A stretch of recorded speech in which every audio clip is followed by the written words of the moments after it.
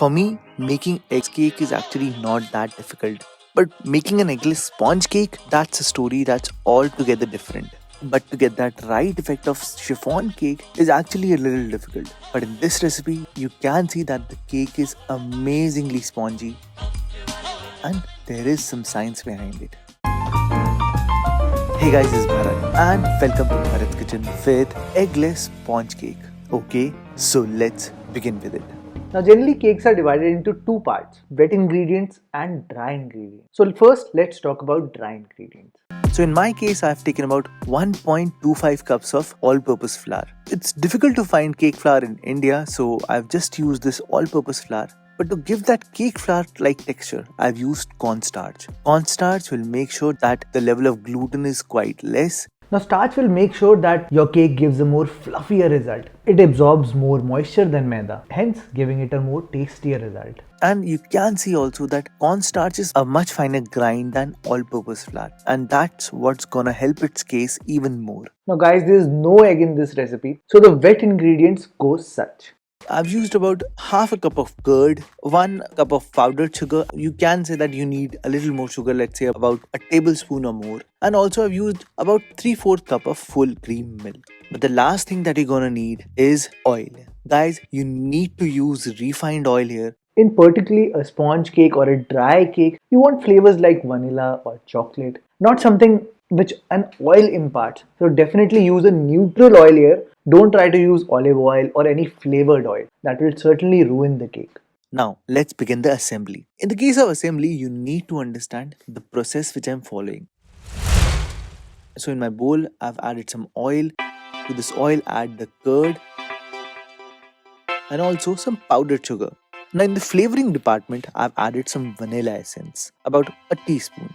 But the important point here is that you need to whisk it vigorously. You need to put in effort, so do your push-ups daily and get better forearms. And if you don't do them, you can get good forearms by doing this exercise. So you need to whisk it properly. The egg basically helps to combine a liquid and a lipid, basically fat and water. But unfortunately, here we don't have an egg, but we have curd. And curd has certain amount of lecithin in it. So that's why the fat, the lipid in our case, which is oil, and the liquid in our case, which is milk, it will combine together.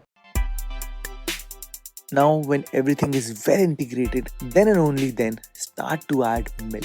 But add it slowly so that your emulsion doesn't break. If you add all the milk together, the emulsion will start to break and you'll not get that spongy cake texture.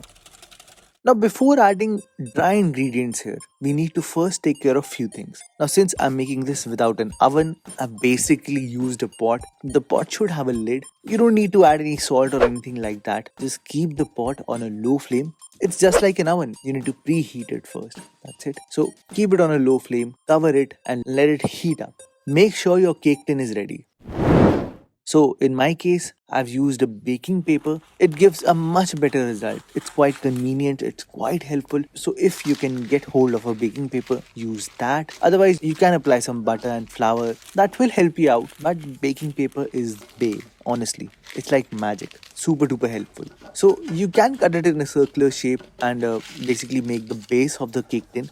Before putting the baking paper, you need to apply a lot of butter and make sure you apply butter not only on the bottom but on the sides as well, because you need to put baking paper on the sides as well so that the cake easily comes out. Alright, now for the final part of the video. The final part is basically adding the dry ingredients and also the aeration part, right? So make sure you sift and add dry ingredients. Do not add them all together. It's very important. Basically, sifting gives flour some amount of aeration, which is very important. It makes the flour a little light. Now whisk it vigorously, but make sure you do not do it a lot, because whisking it a lot will create gluten. That's something that we don't want. Just mix it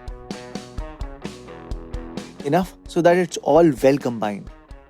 And in the end, added my secret ingredient here, which is ENO. Now ENO is a single acting sodium carbonate compound. To make an eggless cake, we want an instant aeration. So that's why I've used ENO here. ENO is basically composed of sodium carbonate. You can use baking soda here, but don't use baking powder because nowadays baking powder are double action and their bubbles are very small. You'll not get that spongy effect with baking powder. Use Eno, that will give you best results. As soon as you add it and add some milk to it, it will react vigorously. So you have to work your hands very, very fast.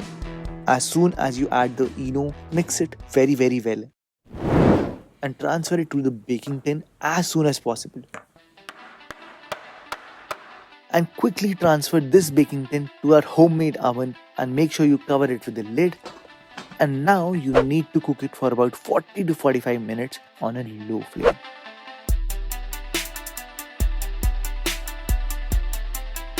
Now guys, in my case, opened the oven, I checked the cake and I realized that it was not completely cooked in about 40 to 45 minutes. You can see when I put a toothpick in the cake, there is a little amount of water in the cake. It has a little amount of moisture.